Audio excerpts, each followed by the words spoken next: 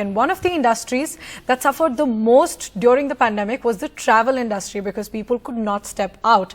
And this can be seen that the first year after consistently low COVID cases. Now, to understand this impact, and has the travel industry really recovered back to pre-pandemic levels? How has been the rise in airfares, and what's the best time for you to book your air tickets to get the best prices? We have with us Prashant Pitti, who is the co-founder of EaseMyTrip, joining us. Thanks very much for joining us. And your quarterly results have just come out. According to your results, what do they say, and what do they say about the industry at large as well?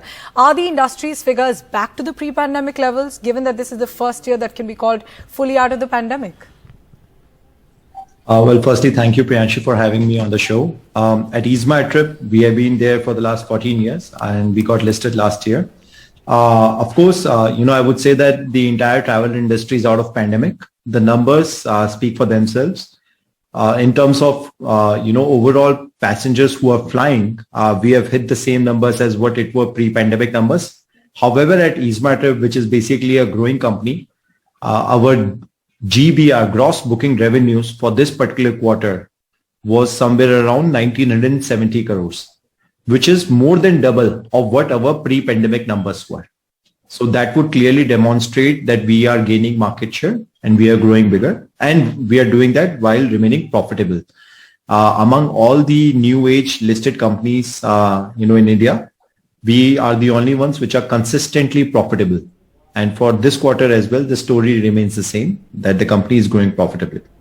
Right. So your revenue is more than double of the pre-pandemic levels, is what you're saying. And most of the industry is at par with the pre-pandemic levels. Now, is the rise in revenue only because of the rise in prices of travel and airfare? Because we know that airfare prices have gone up by 30-40% in the last months or so. Or has the actual number of travelers also gone up, and has it recovered fully from the pandemic?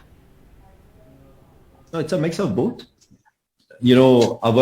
If I compare with our quarter-on-quarter, year-on-year basis, our total number of tickets which were booked for flights have gone up by more than 50%. For hotel booking, it has gone up by more than 70%. So clearly, as a virtue of being listed in India, we are the only online travel agency which is listed in India. We are also gaining a lot of value through that medium, where our shareholders, stakeholders are also promoting company to their friends and family. And another thing is, in the quarter which went by, we spent a considerable amount of money on marketing initiatives. We basically sponsored the Asia Cup and also the road safety event in the last particular quarter, because of which actually our GMV, grew by more than double, but our profitability did not grow as much. And the reason primarily is the one-off marketing expenditures which the company has taken in this particular last quarter. However, our endeavor remains the same, to grow this company organically. And, as you would know, that EaseMyTrip is among the very, very few e-commerce companies in India who is still bootstrapped. We have never raised any capital, neither from venture capital nor from bank. And we grew this company to become second largest travel portal by the virtue of offering better pricing and better services to the consumers. We are among the very few travel agencies who runs our own call center. We have not outsourced our call center. And that is a big testimony to our customer centricity and our focus. And largely we grew on the plank of not charging convenience fees. The other thing which EaseMyTrip provides, which no other travel agency provides or OTA provides, is basically if you have to cancel your air tickets because of any medical reasons, at EaseMyTrip, we provide 100% money back to consumers if you upload doctor's prescription on our website. So there are multiple, customer-centric approach which we have taken, and couple it with low-cost operation and a fairly automated organization, we have created a winning formula of growing this company bootstrapped and profitably. Right. And I think everybody, while booking their vacations recently, has seen that airfares are going up and they're honestly touching the sky. What has been the rise in airfares for popular domestic and international flights in the last year, considering that the jet fuel prices have also gone up by 66% in just a matter of a year? As you have rightly mentioned, that the airfares have gone up by 30 to 40%. as compared to the last year. And primarily there are multiple reasons for that. Of course, the fuel prices have gone up. And the second is also, we have to also bake in that the airlines were waiting for this period to come. They had 2 years of wait period where they took heavy losses, and they were waiting for the day to come where people would start traveling back up again. I do not think that there is anything called as revenge travel anymore. This is just the way of life. What pandemic has taught us is to value our lives. And because, it has made us realize that the life is so frugal. And because of which, I believe that this is just the way people will travel from here onwards. It's a part of living your life scenario. And the number of business class tickets, the number of 4-star or 5-star hotel bookings have increased dramatically post-pandemic, and we believe it's just the part of how people will continue to live from here onwards. So our estimation for this particular year in terms of our GBR was somewhere around 6,500 crores, now which we have increased to 7,500 crores given how we have performed in the last particular quarter. And we also know that inflation has been above 6% this whole year. That is impacting people's disposable income. Are you seeing any fall in travel demand due to inflation? Right now, at least from the company's perspective, on the industry perspective, we are still at the same level as what pre-pandemic is.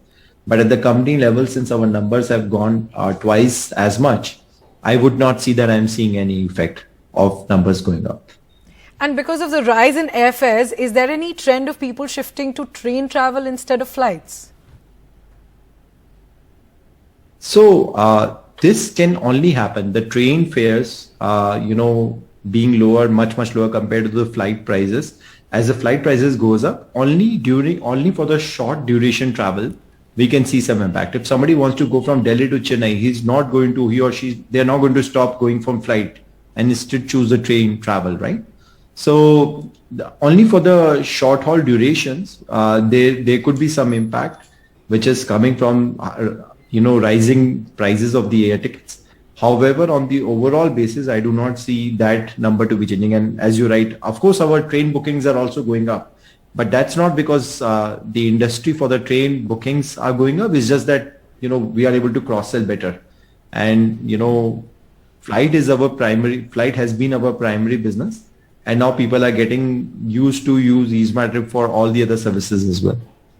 And as we've discussed that airfares are so high, so I think all our viewers would want to know, when is the best time to book your tickets? Are there any specific days of the week when prices are lower? Some say that you should not book on weekends because there's a higher demand. Is that true? And when should people make their bookings? How many days in advance of their trip to get the best prices?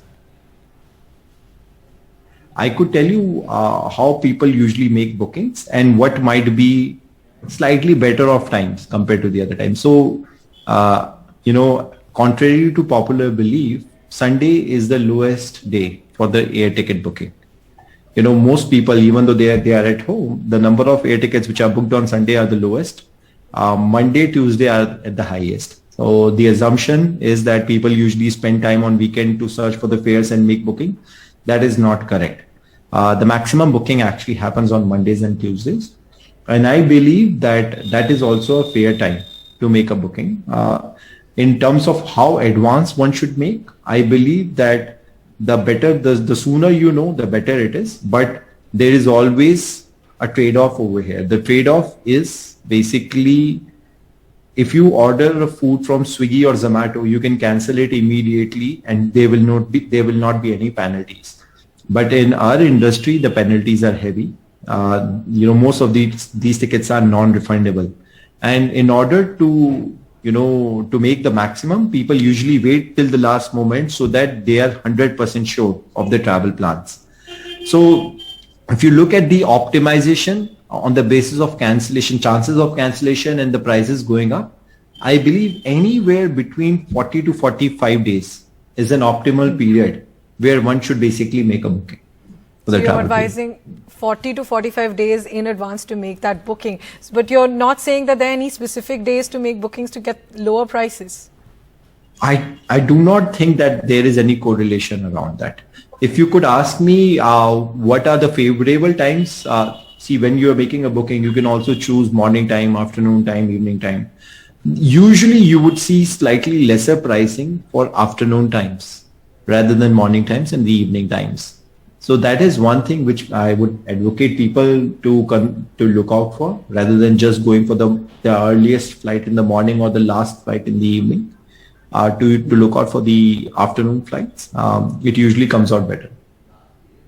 All right, Prashant Pitti, thanks very much for joining us on that discussion. The key takeaways: travel industry is back to pre-pandemic levels. Some are even above that, and airfares have gone up 30 to 40% in just a matter of last 3-4 months. And the tip that Prashant Pitti is giving us is that afternoon flights are cheaper. If at all, you can take that option, and there are no specific days when the airfares are lower.